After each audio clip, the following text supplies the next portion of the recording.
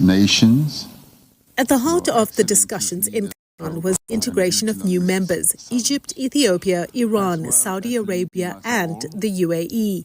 An expansion that brings the BRICS bloc closer to representing half the world's population and over 35% of global GDP. With 3 nations from Africa now in the mix, the move is expected to bolster the continent's influence within the bloc. We see business and commercial opportunity in the West, we see it in the East, and we see it in the emerging South. So we're not going to favour one region over another. Given that context, any expanded formation that presents economic opportunity. Another major outcome of the summit was a commitment to sustainable development.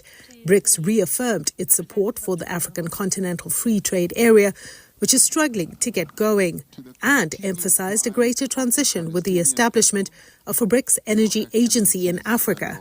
Part of the benefit of belonging to the BRICS club or the BRICS formation is it does enable you to share in skills, know-how, knowledge, innovation, R&D.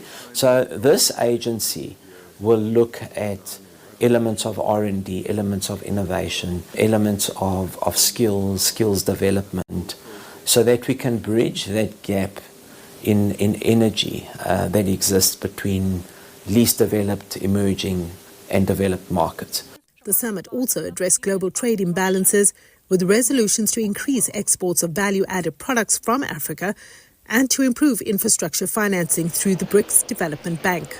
I don't think by definition the new development bank is an alternative or a competitor to the World Bank or the IMF, but certainly provides options to its members to be able to get necessary funding and financing for important infrastructure developments, to get financing at lower interest rates. As the BRICS Plus grouping takes bold steps to reshape global governance, the focus remains on inclusive growth, multilateralism and economic resilience for its members. The next BRICS summit will be held in Brazil in 2025.